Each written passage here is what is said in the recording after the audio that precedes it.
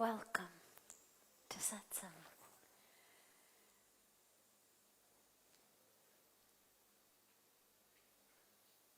So beautiful to be together, and especially so beautiful to be together at this time of the New Year. It's New Year's Eve. So many other places we could be, things we could be doing.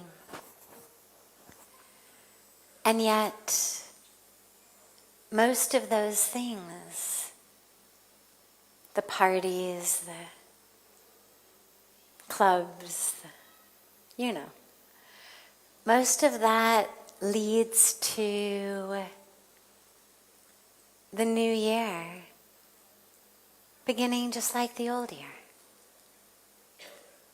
Beginning with us hungover or frustrated, or just counting down the minutes left on a very short holiday before we have to go back to the grind.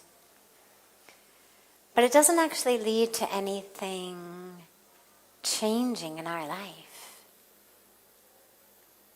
And it's funny because the whole idea is,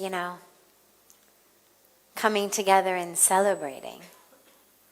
And yet, in those sorts of situations, what are we celebrating? We're celebrating that in order to walk into the new year, I have to get really drunk because I can't, face it any other way. Or in order to celebrate this past year, I have to get myself into a situation where I don't actually remember any of it. But being here, being on the banks of Ganga, being in satsang, meditating, praying, finding in ourselves that newness, that seed that's blossoming within us. That's what leads to the next year being different. We speak sometimes kind of colloquially and catchily about new year, new you. But while it's catchy and cute and we use it sometimes, it's not really true, because the you doesn't have to be new. Who you are right now is beautiful, is divine, is whole, is complete. It's not about get a you transplant, become someone different.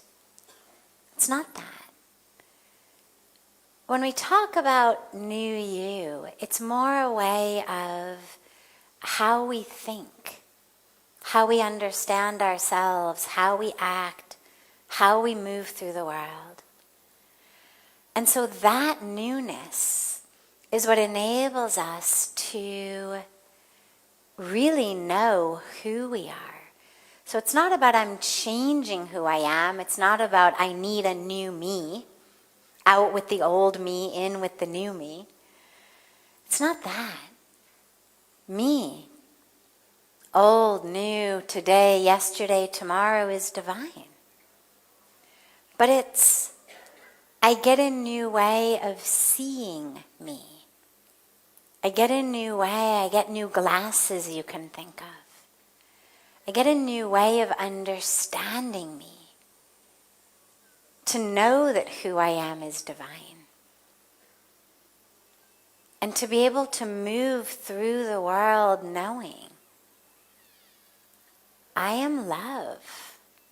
I'm an embodiment of divinity. I'm an embodiment, therefore, of that which is divine, love, joy, peace, truth.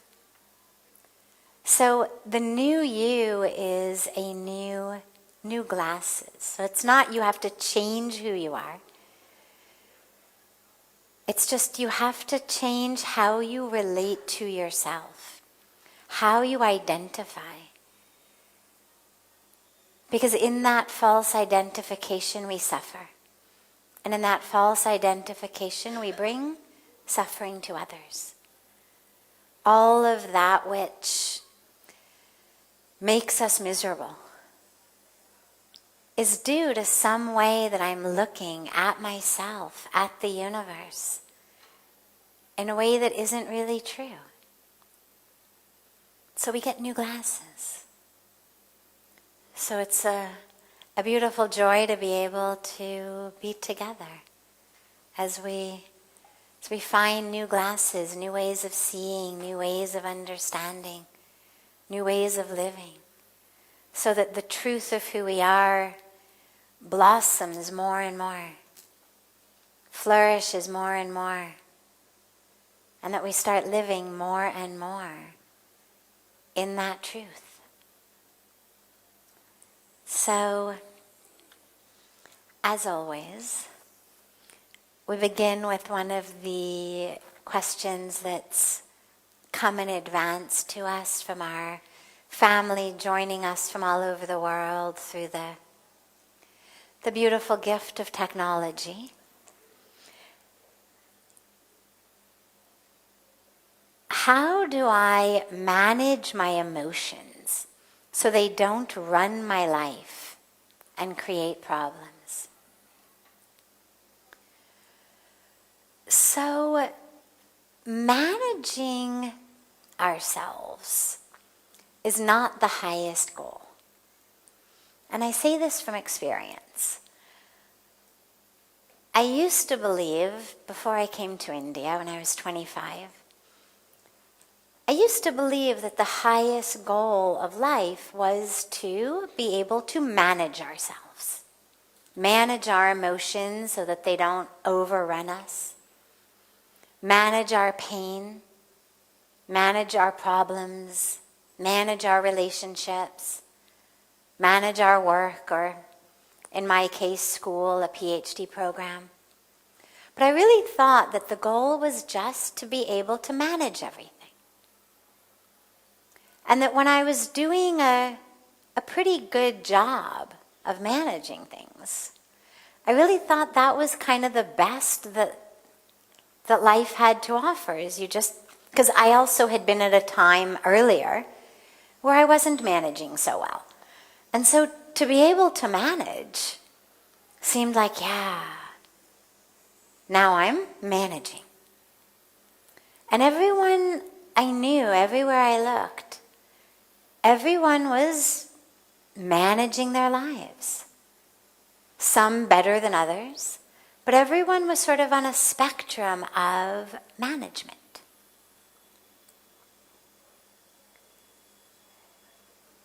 When I came to India, I discovered that actually, beyond management, there's freedom.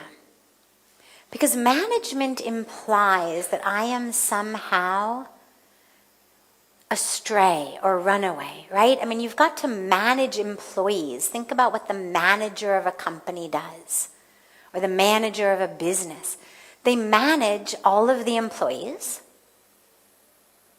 This one's on a chai break that's too long. This one's called in sick too many days. This one's slacking off on the job. This one's chatting up his, next door cubicle mate.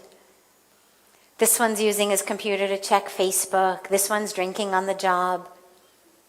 So the manager manages everybody. Everybody should arrive on time. Everybody should do their work. People should, okay. But what that implies when I'm talking about myself is that I'm running astray. That I'm like the employee sitting here drunk on the job, or, showing up late, or being too lazy, or doing bad work. That somehow, if I'm not managed, I'm going to go out of control. Like if the manager doesn't show up, right? I mean, you remember being in school the day that the teacher didn't show up to a class, right? So Kids need to be managed. Nobody's going to sit there and say, oh, well, the teacher didn't show up. Well, anyway, let us learn our math anyway. Right? They're going to hang out. They're going to tell jokes. They're going to play. They're going to do whatever. But if I tell myself that I need to be managing myself, it's giving myself that same idea that I am like, a child in a classroom who, if there's not a teacher who shows up, the kids are going to run amok. Or I'm like an employee. If the manager didn't show up, I'm going to slack off and take a nap and just scroll Facebook and, talk to my friends on the phone. And that's not a healthy way of thinking about ourselves. And it also is not that which leads to our highest goal. Because our highest goal is not just to keep ourselves in line. Life is not a discipline. We discipline ourselves so that actually we find freedom. So for example, we discipline ourselves to get up early and meditate because we know that through the meditation, we're going to have a much deeper and higher awareness and experience. We don't discipline ourselves to get up because we're all just, a bunch of lazy pieces of you-know-what. It's discipline with a purpose. But management implies that there's something wrong. So don't think about managing yourself. Think about freedom instead of management. What is the truth of who you are? Who is that? Finding that truth and then living that truth. Being able to be free of that which holds us back, not manage them. I'm not looking to manage things that are keeping me stuck. Pujya Swamiji, I remember,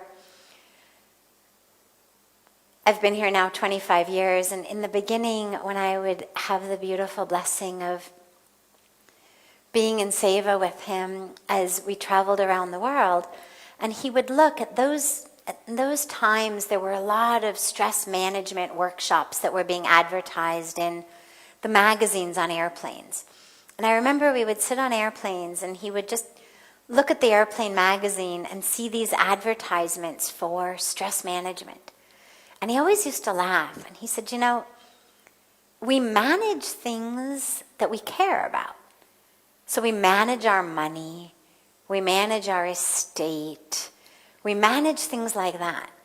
But now I'm going to manage my stress as though somehow it's something that I want to take care of.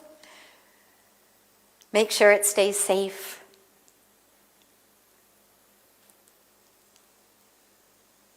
And I think the same thing about all of our emotions, right? If we're being held back, if my anger is creating a problem for me in my life, well, I don't want to manage it. I want to be free of it. I don't want to just learn how to explode in appropriate circumstances and to learn to bite my tongue or sit on my hands when it's inappropriate to be angry. I want to be free of the anger. If I'm overcome with jealousy, envy, judgment, negativity, despair, I want to find freedom from these things, not manage it. So, with our emotions, interestingly, simply allowing them to exist without pushing them away, without fighting them, but also without letting the drama arise around them, is one of the best ways. The West, a lot of Western psychology, is rooted in this idea that we have to somehow get our emotions out. So if I'm angry, I need to get that anger out, as though I had, eaten a bad samosa on the street, and now I had really bad stomach pain, I couldn't sleep, and I had food poisoning, and I just needed to, throw it up, get it out, and then I would be better. But our emotions are not like that. It's not like bad food you've eaten that you have to just, come out one end or the other end and eventually you feel okay. They're actually something that we are creating within us. And the more we get it out, act it out, give energy to it, actually the stronger it gets. We're now learning that both in Western science, but it's what in the East they've been saying forever. Don't identify with it. So whatever emotions you're struggling with, see them. Allow them to be there. But don't get wrapped up in a drama. So, okay, there's jealousy. It arises. You notice it. Maybe you see someone who's beautiful, or you see someone who's successful, or you see someone who's doing something that you would really like to be able to do, or who has something that you would really like to have. It arises. Just notice it. Just notice it. Just notice it. Be present with it. Okay, it's there. But don't allow the mind to get into a drama around it. That's where we get stuck. Emotions tend to just rise like a wave in the ocean. And then it peaks, and then it dissipates. As long as we don't get hooked into it. So if you notice an emotion arising, meet it with compassion. Meet it with compassion. Oh, anger. Oh, pain. Oh, jealousy. Oh, despair. Oh, fear. Okay, I see you. I see you. But I'm not going to give you the driver's seat of my car. Not going to give you the steering wheel. I see you. I see you. Just notice it. And then allow your awareness to shift into a different place. Because as we were talking about the other night, right, about those two wolves and which one grows, well, the one you feed. So in the same way, the emotions I feed are the emotions that tend to grow. So when my anger comes, if I feed it and I feed it and I keep telling myself stories of why I'm so angry, why this guy did that, I'm going to keep being angry. But instead, if I see the anger, notice it with compassion, with curiosity, and then allow myself instead to start to feel love. Allow myself instead to start to feel joy. Engage myself in something that brings love, that brings joy. Slowly, slowly, that habit will change. Because these emotions arise like that. You tend to notice that most of us have the same emotions over and over again. It's very rare that, by midlife you suddenly have a brand new emotion. Oh God, I've never felt like that before. It's rare. Either we're the angry sort, or we are the fearful sort, or we are the I'm a victim sort, or we tend to have little niches that we go into. And so just notice it when it arises. Hold it with compassion, with curiosity. Okay, you've arisen today. All right. Exhale. And then shift your focus. into something that brings you joy, that brings you peace.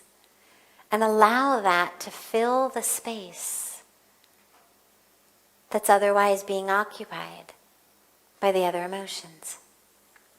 And what you'll notice slowly is that you can actually see them coming from a distance. Oh, yeah, there's anger arising. Yeah, I know I'm about to start to get angry. Okay, well, what can I do instead? Can I meditate? Can I pray? And it's not about distraction. It's not turn on a TV show. It's not go to the bar and get drunk. Because then all you're doing is suppressing the emotion. So it's not denial. It's not repression. It's just an expansion of the self into a fullness that is much more than that present emotion. And in the presence of the joy, the love, the peace, that present emotion of anger or fear, it starts to dissipate. The same way that a child that's crying, if the mom holds it for long enough, eventually the tears stop. So it's in the same way. It's like that anger or that fear is being kind of held by you, the being of love, the being of peace, the being of joy is holding that emotion of anger or fear or despair. And like the crying child, it slowly dissipates. And then you find that you're back in peace. But don't think about them as something to be managed, like they are children running out of control. Emotions are mirrors a lot of times. So it's very important to not push them away, but not to give them the driver's seat of your car. Just allow them to be present. They usually don't have a very long half-life. If you can fill your space with the truth, with joy and love and peace and service, it'll just dissolve into that.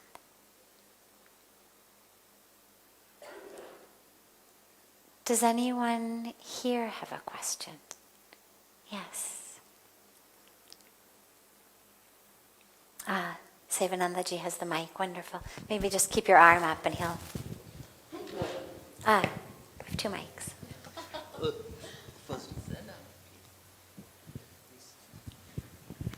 Sadhviji, pranam. Please accept my pranams and your feet. I'm a big fan of yours. Just 2 days back, after reading 2 pages of your book, which was lying here, and it was like satsang only. So quite impressed and just love you a lot by those 2 pages I have read. I'm not very good with this language, English, but I'll try to... So, Guruji, मैं artist हूँ और classical dancer हूँ, anchor हूँ, दिल्ली सरकार, भारत सरकार के साथ सभी तरीके के मंच के कार्यक्रम करती रहती हूँ. मेरे लिए मेडिटेशन मेरा काम है इतने सालों से. Over the years I am meditating with my work only. But अभी कुछ सालों से, बिकॉज पहले एक रूटीन था, जिम जाना है, क्लासेस करनी है, रियाज करना है, प्रैक्टिस करना है, everything was going on and happily doing. Like पीछे, मंच के पीछे भी खड़े होके डांस करने को मिल रहा, most happiest person in the world. धीरे धीरे काम बढ़ता गया. I am doing a lot of shows and now what's happening, like 2-3 साल पहले से, what I'm noticing, I'm not enjoying anything. I don't know what's that change has appeared, as you were saying that emotions suddenly can't change. But over this last 2-3 years, what I'm noticing, I'm not enjoying anything in the life. I don't want anything. I just need my work. And I'm a freelancer. If I'm not working even for a single day, I'm not meeting my stage even for a single day, I get so tense, and every time I'm thinking about my work, all the time I'm just just searching the things, what's happening there, what's happening on this event, who is doing a show, I'm not doing, then who else is doing, okay, this person is doing, how that person can get my work, because I'm doing it for years and all that. So every time, even a single minute, I have stopped practicing, which is most important thing for an artist. I've stopped doing just stop in everything, like my yoga, my abhyas, my practice, my life, love, feelings, everything. Everything has stopped on one, I stuck in one thing, that where is my work? Beautiful. And thank you. Thank you for the honesty. This is actually more common than you may think. You could call it the underbelly of success. What happens is, एक बहुत बड़ी success बनने से पहले, I'm loving what I'm doing. I'm dancing, I'm performing, I'm living, I'm loving. क्योंकि my vision of myself in the career world, in that material world, is not so, that's why I know I'm a good dancer, I know I'm a good performer, whatever. But basically I'm just enjoying my life. And as you said, even with a deep spiritual practice, I'm working on my internal spiritual life. Sounds perfect. फिर इस बीच में success comes. When success comes, and this is very important because a lot of people feel like all they want is success. All they want is to get higher and higher and more. But the dilemma with it becomes that suddenly your whole identity becomes that role. Whereas before, you were a dancer, but you were also a meditator, you were also a yoga doer, you were also a friend, you were also a this, you were also that. Now you have become this role. Now you are this very successful anchor. And there's a whole role that comes along with it. And what happens is we start to identify as that role. And that's the danger. We lose the rest of ourselves and we start to think, I am that role. And obviously it feels great. You enjoy it. In the spotlight, everybody's appreciating. It also prevents you from having to think about your own life much. Because when you're on and you've got lines to say or a show to do, right? The show must go on. Kuch bhi ho jaye, show must go on. And so it actually enables you to be kind of not so present with your own inner truth, because there's a whole mask, there's a role, there's a drama that goes with it. And then of course, when the opportunity isn't there, when someone else gets that role, or when you don't have work for a day, you're left in this very uncomfortable situation of fear. Who am I? If I'm not anchoring something, then who am I? If my identity is the anchor, is the performer, and I'm not performing, I'm not anchoring, then who am I? And that becomes a very uncomfortable feeling. And our whole sense of self is rooted and wrapped around that. And so it's beautiful that you've noticed that. Neto, so many people lose their entire lives in those roles of success. Chahe business ho, chahe TV pe, chahe in any way. Being so wrapped up in the role that they forget that actually there's an I who's playing the role. So being the anchor is just the role that God has given you in this act of the Leela. Right? Like dramas usually have act 1, act 2, act 3, beach mein the curtain comes down, the lights go on, right? So in this particular act, you have been allotted the role of successful anchor. But that's not who you are. Wasn't who you were in the last act. In the last act, you were a meditator, a yoga doer, a joyful dancer. And who knows what you're going to be in the next act. But when we forget that we're not the role, we are the one playing the role. When we forget that, then we start to lose everything, as you said so beautifully and so honestly. So the solution to it, first of all, is just to realize it's very normal. Don't feel badly about yourself. You should feel beautiful for having recognized this. And by the way, this is what leads so many people who seem like such top successes into alcoholism, into drug addictions, into eating disorders, into depression. Because they're wrapped up exactly like that. I am the role, but oh my God, I didn't get the part. It means, who am I? It means I'm nothing, I'm no one.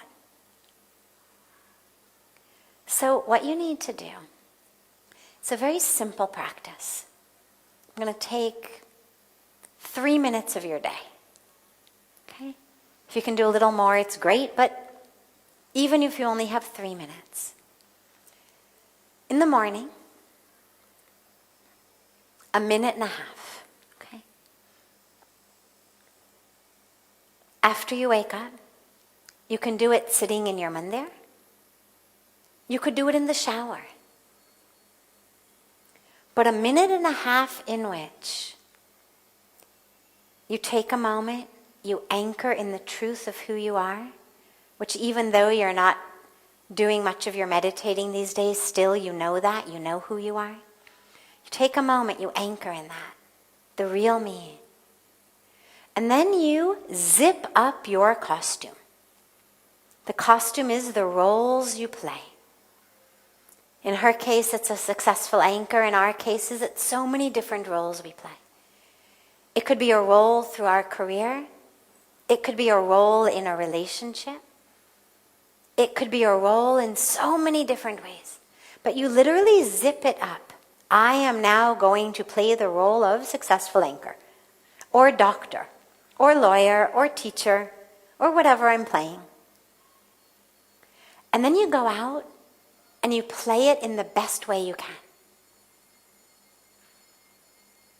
And at the end of the day, when you come back home, have a shower. And again, either in the shower if you're really pressed for time, otherwise after the shower, sit in your mandir. And visualize that you are taking off that costume, literally unzipping it. And allow yourself just to go,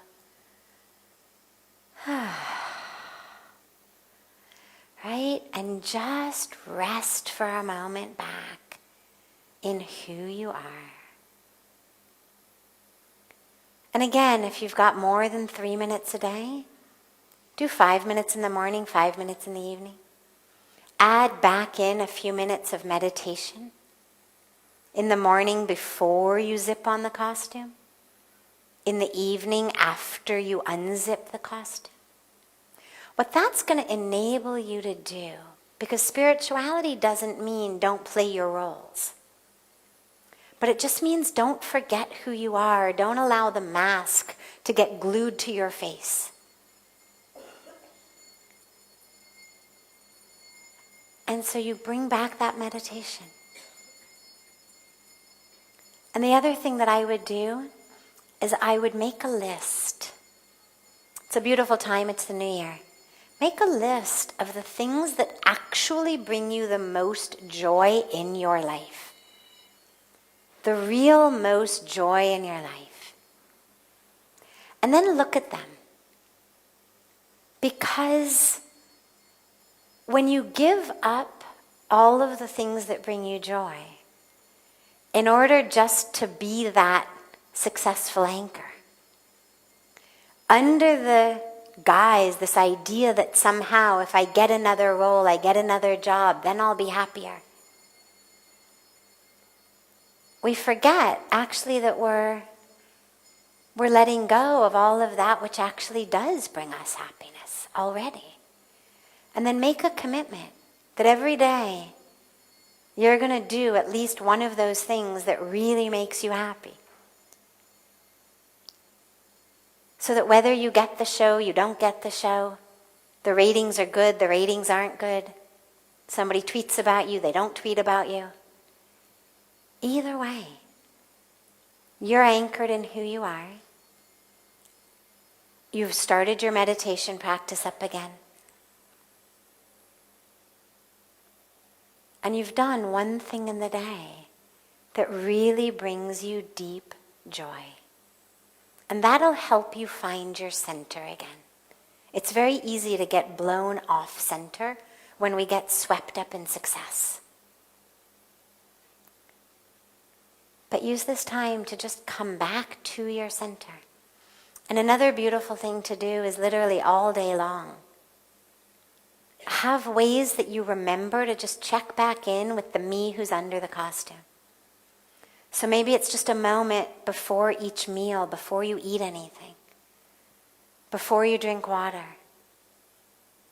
before you turn the ignition in the car.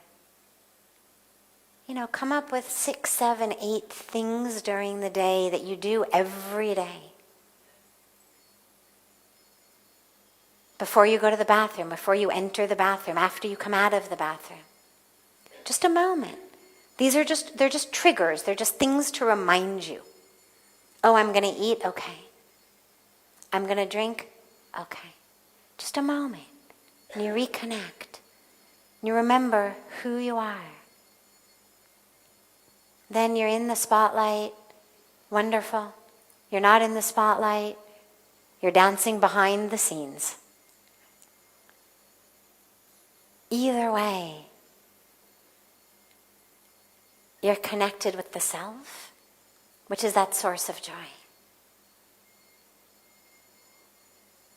Beautiful. Yes.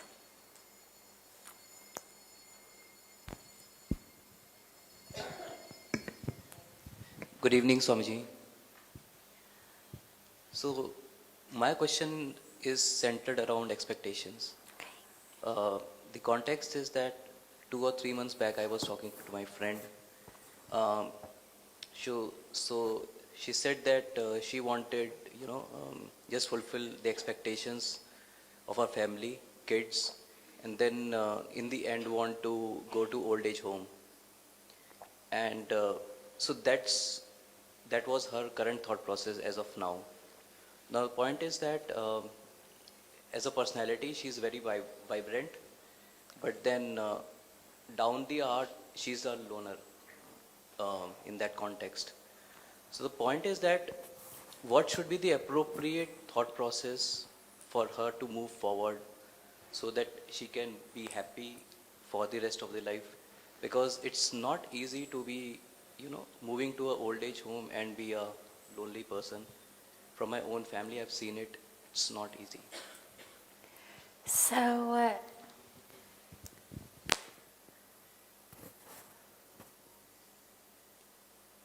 the dilemma with giving advice to someone who hasn't asked for it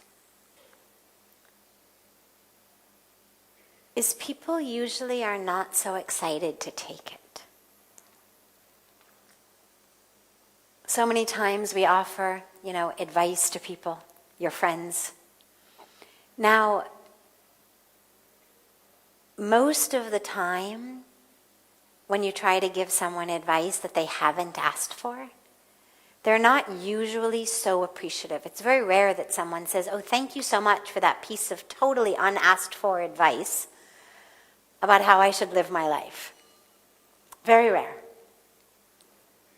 Usually, at best, if they're polite, they say, thank you very much, are you done now? If they're not so polite, they may say something else like mind your own business. But nonetheless, if your friend is going to be ready to listen,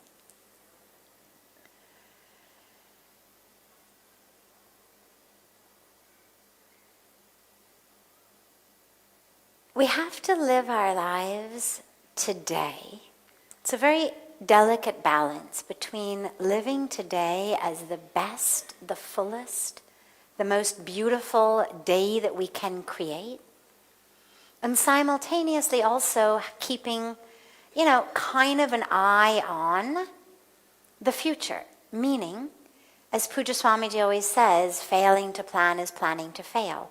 So we have to keep enough of an eye on the future that, when we're old, if there isn't family, or for whatever reason, if the family situation is such, that we've got some way of being taken care of.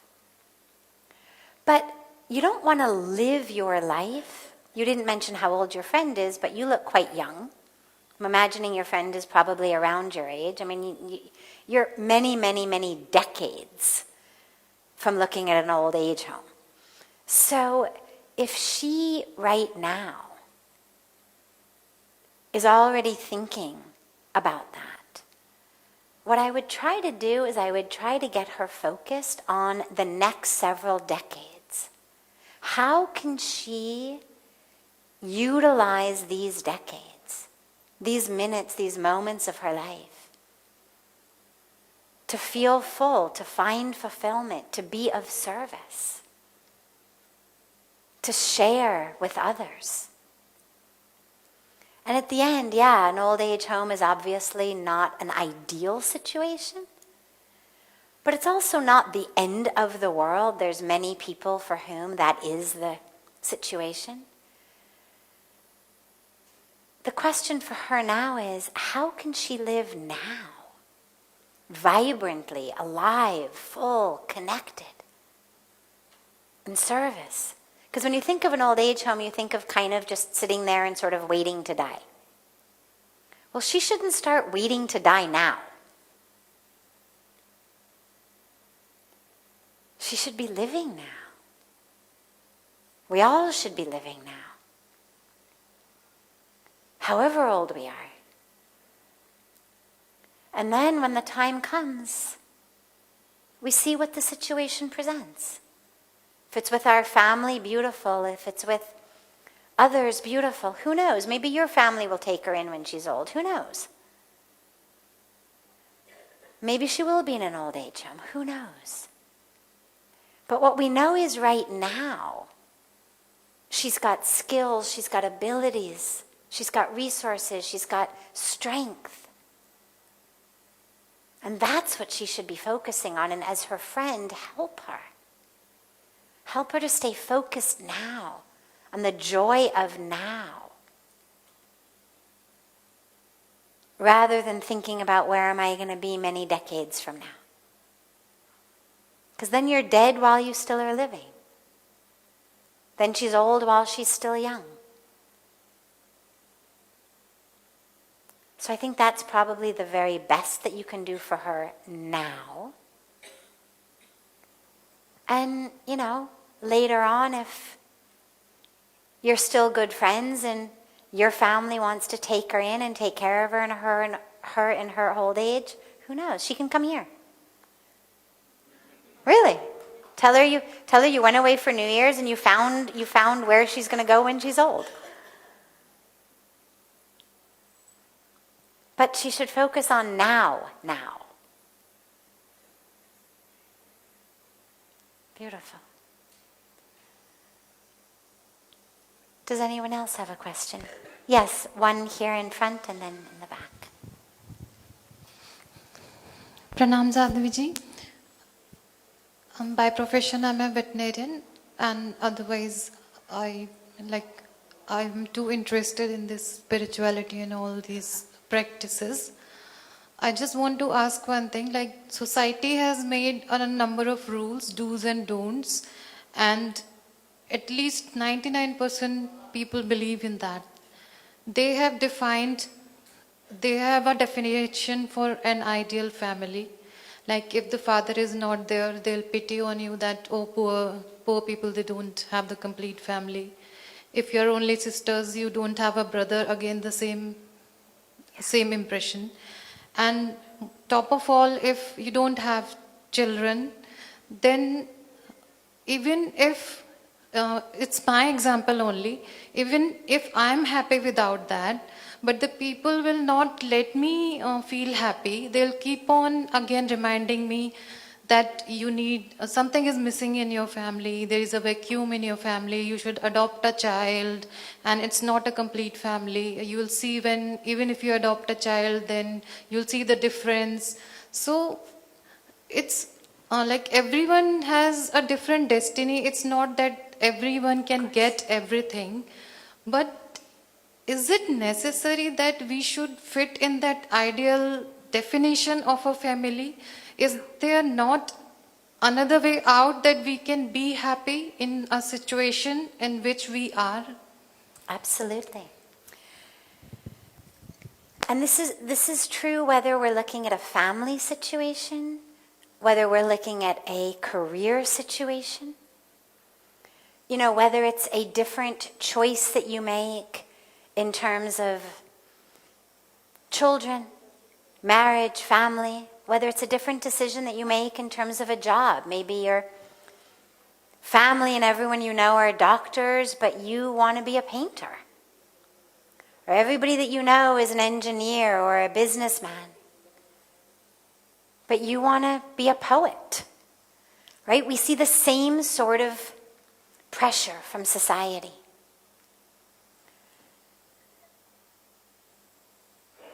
I'm a very big advocate for not worrying what the neighbors think. Far too many lives are ruined based on wo samne wale kya kahega, padosi kya sochenge. We spend our lives trying to make our neighbors happy, samne wale happy, and at the end of the day, we're miserable. And so I'm a very, very strong proponent of the idea that people who really love you, people who really want the best for you, are going to be happy when you are happy. They will want for you what will make you happy. Those are the only people you should listen to. People who have no real concern about your individual happiness, but just want to stick you in a box, are people you should be polite to everyone. Namaste. This brings us back to that. Thank you so much for your advice. Are you done yet? Right? You can be polite, but thank you. Ho gaya hai na?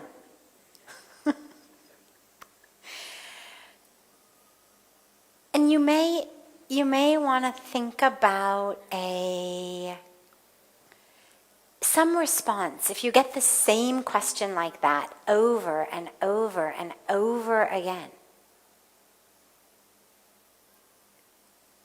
you may want to think of some, kind of catchy response. Not rude, but just enough कि सामने वाले को चुप कराने हैं, ताकि they don't keep harassing you. What's important is your happiness. I know a lot of people who are married, who made decisions not to have children, just very conscious decisions not to have children. I know a lot of people who have made a conscious decision not to get married, other than those of us, who are sannyasis. But people in the world, not sannyasis, but just based on their own happiness, based on their own life path. Couples who have decided we don't want children, we're very happy as we are. People who have decided, I don't want to get married, I'm very happy as I am. There's no one box that we all fit in. And there's, kind kind of general societal norms, as you say. And yeah, I think they make a lot of people happy a lot of the time. But there's a lot of people for whom those norms don't apply. And I think there's also probably a lot of people who went along with the norm but who wish that they hadn't.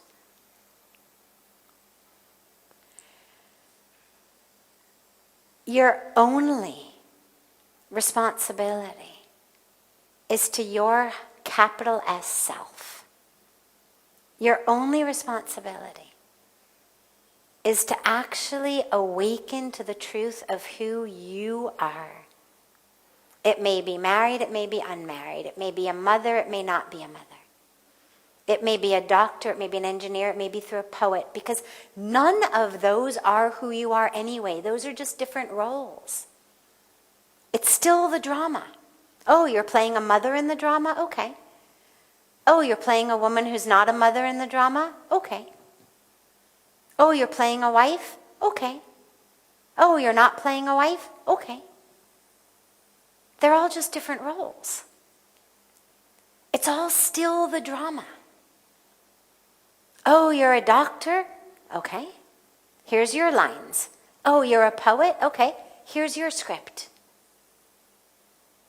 These are just different roles that we play while we discover the truth of who we are. Can you discover it as a mother? Sure. Can you discover it not as a mother? Sure. Can you discover it as a wife or a husband? Of course. Can you discover it not as a husband or wife? Of course. So you need to walk whatever path is going to make it smoothest, easiest, fastest, most powerful for you to discover the truth of who you are. That is your highest duty. It is your highest dharma. Everything else comes after that. So do not let these people try to, convince you otherwise. Stay in what you know is you and is true. And, if it means avoiding some social situations because there's just going to be 50 people there telling you should have a child, go out with friends instead. Do something else instead. Don't keep subjecting yourself to situations where you're just going to be harassed unnecessarily. Find that truth within you. And then live that through whatever role feels the most to you like, this is my dharma. This is how I'm meant to be. Beautiful. Let that be your role for this act of the Leela.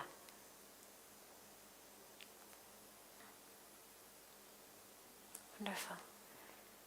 Last, yes.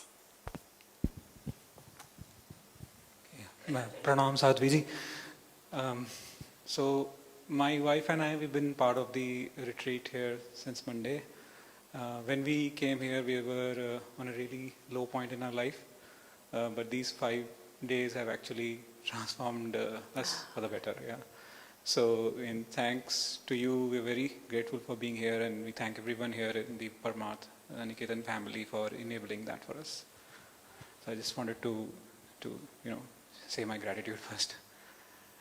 So I'll start my question by just sharing like a little bit about my past experiences. Like about 4 or 5 years ago, till about 4 or 5 years ago, like I used to blame everything externally. Like I used to find external reasons for my pain and suffering. But then it increased so much that I knew that there is something that I've been doing which is wrong, so I need to start looking inward. So, and I've been on that journey, but there have been, again, in the past 3-4 years also, there have been so many more painful experiences that I started, blaming myself for a lot of those things. Sometimes, like I think I'm too self-critical also, and it, sometimes it feels like I'm the worst person that I know. So I'm afraid maybe I'm going I've taken a wrong path. So I just wanted to take some guidance from you on that. Sure. Well, first of all, I'm so sorry for the struggles you've been having. But remember that the reason we are here, the reason we take birth, the highest possibility of our life, is not about having everything go our way. It's not about the success externally. It's not about how much we can manage things to get them to do what we want, how we want. The highest possibility is our own blossoming and unfolding and awareness, consciousness of the truth of who we are. And sometimes that happens best based on somebody's karmic package. Sometimes that's going to happen best in success. Sometimes that's going to happen best in failure. Sometimes it's going to happen best in wealth. Sometimes it's going to happen best in poverty. So don't take failures as though somehow you are doing something wrong.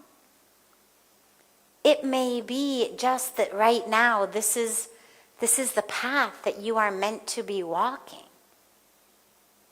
so that you learn your karmic lessons and you blossom. We look at someone who's successful and we think, oh, they must have done good karma. I'm a failure. I must have done bad karma. I must be being punished. But it's not that at all. The universe does not have any kind of subjective values of, oh yeah, wealth is good and poverty is bad and success is good and failure is bad. We've put those labels on. The universe doesn't have that. The universe has rainy seasons and dry seasons and hot seasons and cold seasons. Loves them all. It's not like, oh, it's the dry season, this is the bad season. It's just a season. No value judgment. There are times that apple trees give apples and times they don't. Times the river runs very full, times it's very shallow. The universe doesn't put a value on that. So we should try also not to just say, okay, this is a time of some struggle. A dry season in my life, you could say. And it reminds me of a beautiful story of this saint who could kiss away leprosy. And so every day the lepers would come and she would kiss their wounds and heal them. But she always left one wound that she didn't kiss. So they always would leave with one remaining gaping wound. And one day her disciple asked her, Ma, you've got this ability to cure them completely. Why do you leave one wound? And she said, because that one wound keeps them calling out to God. So don't think of yourself as a failure. Think that right now, this is the time I am learning to call out to God. Stop taking the credit for it. You're not the maker of the universe, right? So the first thing is you need to change how you feel about yourself and your circumstances. You are not the worst person in the world. You are divine, you are beautiful, you are whole, you are complete, and you are perfect. And you need to figure out how to remember that. And so maybe you and your wife can have a beautiful mirroring practice every night before you go to sleep. Sit together, face each other like we did in the practice today, sitting facing each other. And just mirror for each other the truth of each other. You are so generous, you are so kind, you are so compassionate. You are so loving, you are so... Just mirror that for each other.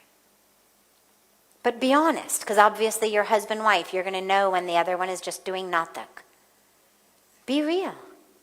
What do you love about each other? Tell each other. And by the way, this isn't just for the two of them, it's a beautiful practice. Each evening, what do you love about?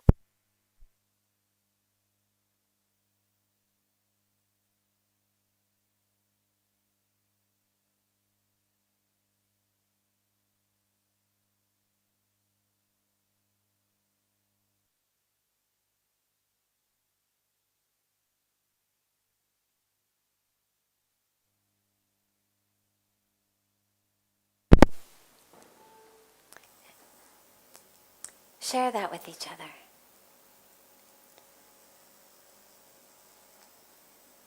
And since you love and you trust each other, you've got to believe it, right? But even you could do things that may seem silly, but they have an impact. Literally, like put sticky notes around your house. I am full. I am whole. I am complete. I am divine. I am full. I am whole. I am complete. I am divine. I'm full. I'm whole. I'm complete. I'm divine. And you can't doubt it because the Shastras have told us. This isn't Sadhviji says, this is Shastras say. And it's quite arrogant, actually, to think that somehow you are so special that God has decided to make you the one non-divine being on the planet. Right? Everyone else is divine. But I'm so special that I'm the one God decided not divine.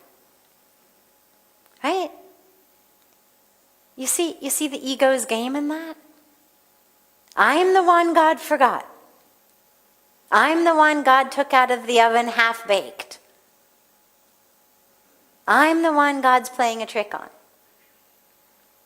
Out of 7 point whatever it is billion people in the earth, I'm the one he's playing a trick on. Tell your ego to just exhale. You're not the one who he decided to take out of the oven unbaked, who he decided he was not going to make divine, who he's playing a trick on. You are whole and complete and divine. But your vision is just cloudy right now. So, as you've been here in the retreat, these practices, these are things that clear our vision. And just keep up these practices. Keep meditating. Keep mirroring for each other. Keep reading inspirational books. Keep reminding yourself who you really are. And when there's suffering, just realize, okay, now I'm supposed to be calling out to God. God has missed me. Okay. Beautiful. And this evening when we sit on the banks of Ganga with Pujya Swamiji in the ceremony, let go of that time of suffering. Okay. Maybe you can do a swaha to the dry season. Let go of that within you that is co-creating that. Let go of that within you that is suffering from it. Let go of the identity that says, I'm a failure. Let it all go. Beautiful. Have a beautiful rest of your evening. We will be having at 8:30, in just an hour from now, a beautiful Swaha fire ceremony back on the banks of Ganga where we have the Arti, where we'll all have the opportunity with sacred mantras on the banks of Ganga to let go of that which is holding us back. We'll have a beautiful yagna tomorrow morning on the banks of Ganga at, I think it's 9:15. Is that right? I'm sorry? 9:15, thank you. 9:15 tomorrow morning, New Year's yagna on the banks of Ganga. So instead of our normal yagna here, it'll be on the banks of Ganga, 9:15 tomorrow morning. So much love to you all, and deepest prayers and best wishes for a healthy, a happy, a fully open and free and awake and connected 2022 for all of you and all of your families.